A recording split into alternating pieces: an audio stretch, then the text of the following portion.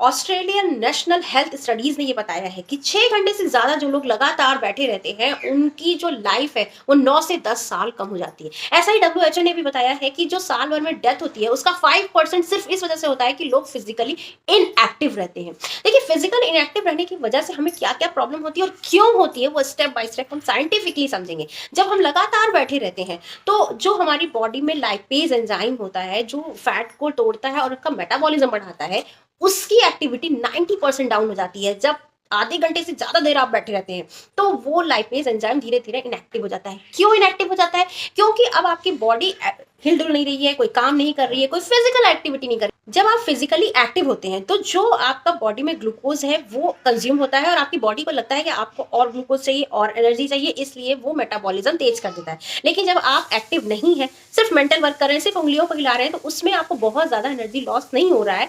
तो क्या होगा कि वो लाइपेज एंजाइम का कोई काम ही नहीं है, तो वो स्लो डाउन हो जाएगा। जो फैट है वो कहाँ रहेगा? वो आपके ब्लड में रहेगा, वो कहीं नहीं जाएगा। फिर वो फैट में एज इट इज स्टोर होना शुरू हो जाएगा, आपके ब्लड में रहेगा और वो फिर स्टोर होना शुरू हो जाएगा।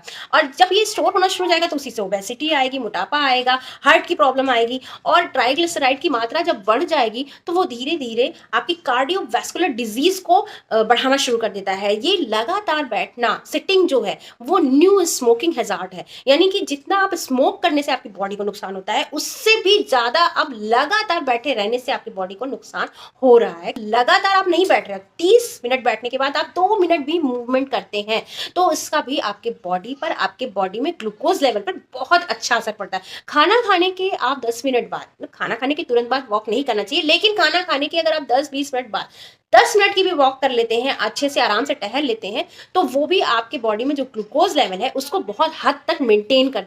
जब हमारी बॉडी में ट्राइग्लिसराइड की मात्रा बहुत ज्यादा बढ़ जाती है तो वो धीरे धीरे हमारी ब्लड की वेन्स में इकट्ठा होना शुरू हो जाती है और वेन्स में इकट्ठा होने की वजह से बीपी हाई होना शुरू हो जाता है। तो ये सारी चीजें एक दूसरे से जुड़ी हुई हैं। आप लगातार बैठ रहे हैं, उसकी वजह से जो आपकी कार्डियोवैस्कुलर की प्रॉब्लम्स हैं वो 147% तक हाई हो जाती है। ऐसा मैं नहीं, ऐसा स्टडीज में कहा गया है। लगातार जब हम बैठे रहते हैं तो हमारी बॉडी का पॉस्चर भी गलत रहता है, क्योंकि जरूरी नहीं है कि हम लगातार अटेंटिव रहें और बहुत सही पॉस्चर में बैठे रहें। इसका असर पड़ता है हमारी कोर मसल्स पे, हमारी हिप के ऊपर की जो मसल्स होती हैं इन पे बहुत बुरा असर पड़ता है। लगातार दबाव की वजह से हमारे उस रीजन में पेन रहना शुरू हो जाता है। इसीलिए कहते हैं जो लगातार बैठ के वाला काम करते हैं उनके बहुत जल्दी कमर और पीठ में दर्द की शिकायत शुरू हो जाती है। और इसका साइड इफेक्ट एक ये भी होता है कि आप लगातार पैर नीचे लटका के बैठे हुए हैं, जिससे ब्लड का जो फ्लो है वो नीचे की तरफ बहुत ज्यादा हो रहा है। इससे पैर में स्वेलिंग आ जाती है और ब्लड सर्कुलेशन भी एबनॉर्मल हो जाता है। बॉडी का इम्बैलेंस जो है वो बढ़ जाता है और इससे ब्लड क्लॉटिंग शुरू हो जाती है, बहुत ज्यादा कंडीशन खराब हो जाती है। तब जब हम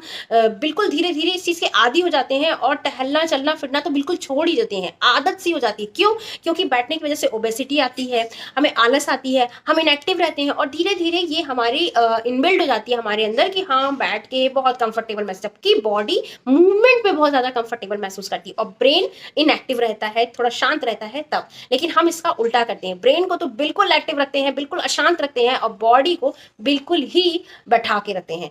तो इस वजह से हमारी बॉडी का जितना भी संतुलन है वो पूरी तरह से बिगड़ जाता है और तमाम बीमारियां लगने लगती हैं। इसका बहुत सिंपल सा सॉल्यूशन है कि आप हर 30 मिनट पे वॉक करें, या आप 30 मिनट का एक रेंज बना लें कि उसमें 20 मिनट आप बैठे रहेंगे और 10 मिनट आप खड़े होकर काम करेंगे। आप बीच बीच में अगर खड़े होकर उस काम को करने लगे ना, तो ऐसा रिसर्च में बताया गया है, ऐसा लोगों ने कहा है कि जो लोग हर आधे घंटे के बाद या हर 20 मिनट के बाद 10 मिनट खड़े होकर ही अपने काम को करते रहे, उनकी कमर में, पीठ में जो दर्द था उसमें 50% से ज्यादा रिलैक्स महसूस किया उन्होंने। तो आप समझ रहे हैं कि ये बहुत मुश्किल नहीं है। आपके ब्लड में जो शुगर की प्रॉब्लम आ रही है, जो इंसुलिन रेसिस्टेंस की प्रॉब्लम आ रही है, क्योंकि जब ब्लड में शुगर कंटिन्यू बना रहता है ना तो धीरे धीरे इंसुलिन रेसिस्टेंस की प्रॉब्लम शुरू हो जाती है, हार्ट की प्रॉब्लम शुरू हो जाती है। इसे कोई नहीं बदल सकता, कोई नहीं रोक सकता। इसका बहुत ही सिंपल सा सॉल्यूशन है कि आप हर 30 मिनट में वॉक करिए, 2 मिनट की, 3 मिनट की, 5 मिनट की, जितनी भी कर सकते हैं, लेकिन बैठे मत रहिए। 30 मिनट बाद जरूर उठ के खड़े हो जाइए। फोन आए तो उस पर चलते चलते बात कीजिए, कोई भी काम हो अगर पॉसिबल है तो उसे खड़े होकर कीजिए।